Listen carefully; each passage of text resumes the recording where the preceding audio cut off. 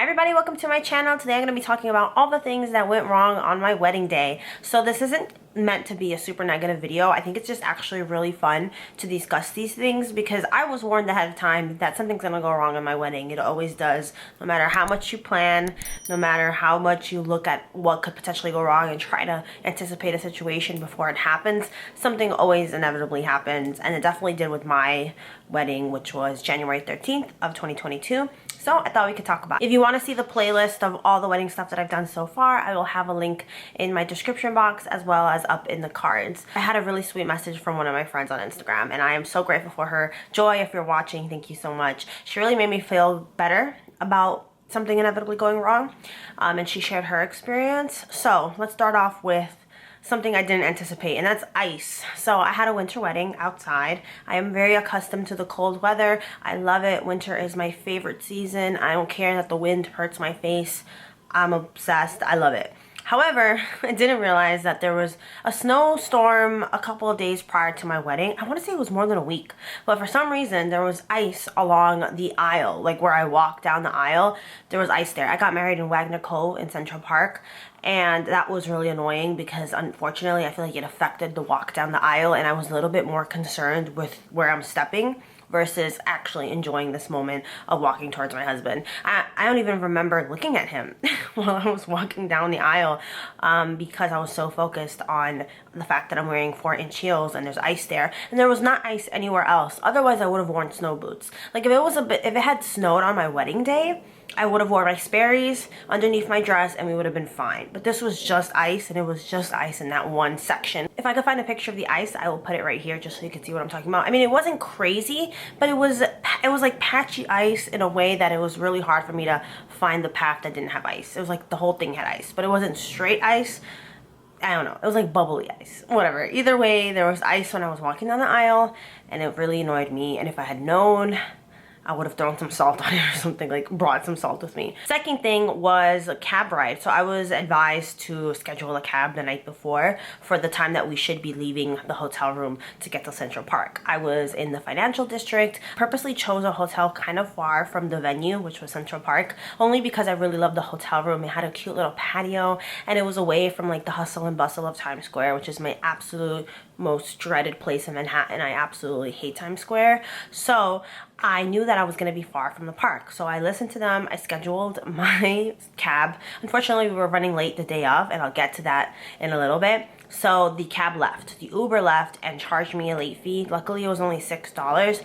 But I knew when I was scheduling it that it was probably not a good idea in case anything did go wrong. I wouldn't have time to run to the elevator, go down, and all that stuff. So I don't know where my phone was while I was getting my hair and makeup done. Hold on, there's an airplane flying by. I don't even know where my phone was while I was getting my hair done, my makeup done, because it was a lot. Trying to put my dress on with the bunch of buttons on the back was a lot. So that leads us into number 3. So my hair took longer than anticipated. I ended up curling it. We did, the hairstylist, super talented, amazing. She also did my makeup, but we did tighter curls because we were under the assumption that my curls would drop, which typically happens when you're using a curling iron. Your curls drop, right? They loosen up a little bit. That's really what I wanted, was just loose curls towards the bottom, because for every single special event in my life, I wear my hair straight. My hair is naturally curly. I straighten it for special events, but on my wedding day, I was like, I don't want stick straight hair. I find that really boring because it's what I choose every single time, and I didn't want to tie my hair up because that's not flattering on me. So I was like, let me have some light curls.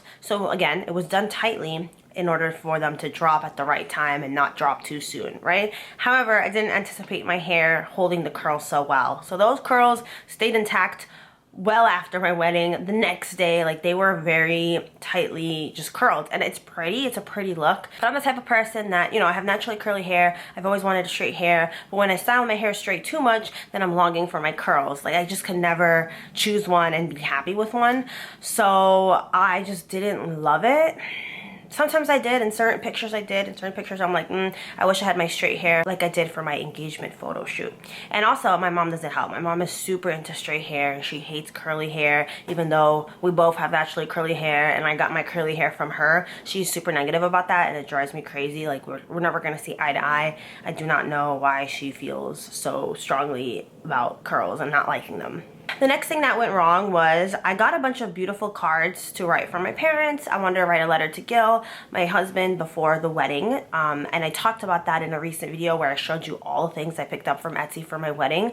However, I didn't write them. I should have wrote them well in advance of the wedding, but there was so much going on. And then I got my acrylics, and I am not someone who typically has nail extensions. Like, I've only done this literally 3 times my whole life. I did them for my engagement photo shoot, I did them for my 26th birthday, and I did them for my wedding. So we're trying to write with acrylics is too much for me. I cannot wait to get these off because they drive me crazy. But I should have just written those letters far in advance. I guess the reason I held off on that is because I wanted them to be super sentimental and in the moment, but really there was just too much time. I didn't have enough time, and I should have done that sooner. So I didn't end up using them, and we didn't use our vow books either. We had beautiful vow books, but our vows were really short. We kept it like that on purpose, so there really was no reason for me to buy vow books. The reason I bought them is because people say that if you're nervous, it kind of helps to just read off of it instead of like reading it off your phone, which doesn't look super professional. That's what I was told by my wedding planner, and I agree, but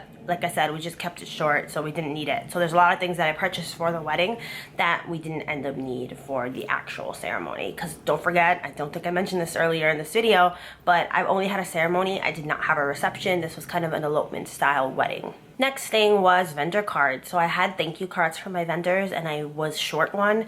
And because I didn't know, so how do I explain this? When I got married, I used a company that has packages. So I bought a specific package and then had it customized for my liking, right? So I wasn't sure of who all the vendors were that I was going to be meeting. So I couldn't just write the name of the vendors and fill out the card before the wedding. I mean, I could write just photographer on the envelope, but I feel like that would be really informal. So instead I wrote nothing. So I wrote these cards like the morning of my wedding. And first of all, I forgot to sign it with me and my fiance, or my husband now. At the time, he was my fiance. I forgot to sign both our names. So all these vendor cards say, oh, thank you so much for making this day special. Love, Janie. And I forgot all about my fiance. I did not mean to exclude him from that. But also, like, because I didn't know anyone's name ahead of time, like the photographer, the videographer, the floral person who ended up dropping off the flowers the night before, my bouquet, I just, you know, it was just kind of messy. And then trying to put all the money in, I didn't know how much to tip them. Generally, when you're tipping vendors, you're tipping them 10 to 15 or 20% of the actual service. So you do the math here, but I don't know how much they were charged. You know what I'm saying? Because it's a company that acquires all the talent. So they're like the middleman. So they're kind of like the middleman. So I didn't know how much I should be charging. I mean, I should be tipping these people. And then during the ceremony, like, everyone went above and beyond. Everyone was so amazing. So then I was trying to be like discreet with my parents and be like, ooh, maybe we should give so-and-so a little bit more money. Maybe we should put more money into all the envelopes. And it's also a matter of having cash. I didn't have a lot of cash on me, and my fiance had to run to the, or my husband now, he had to run to the bank to get some money for, you know, because cash is just not, you know, and I didn't want to ask them for the Venmo in the middle of us taking pictures. So in retrospect, I probably should have figured out a way of handling that sooner, or just have a set amount for everyone, so that we're not just like trying to bicker and, you know, with my parents. And some of them speak Spanish, and I speak Spanish to my parents, so I don't want anyone overhearing the conversation and knowing exactly what we're talking about. My mom just texted me, speaking of which. But yes, that is all the things that went wrong for my wedding. As far as I could remember, I would probably say even the makeup was a little bit heavier than what I would have wanted, which is funny because I'm kind of wearing heavy makeup right now. But for some, maybe it's the lip color, I don't know. I just didn't, there's certain photos, I mean, I'm just not a photogenic person. Can I add that to the list here? I'm not photogenic, I've never been, and I don't mean that like in a, ooh, compliment me kind of way. Something that I just struggle with. Like, I've just never been photogenic, especially when I smile with my teeth. I have a very gummy smile and I hate it so much.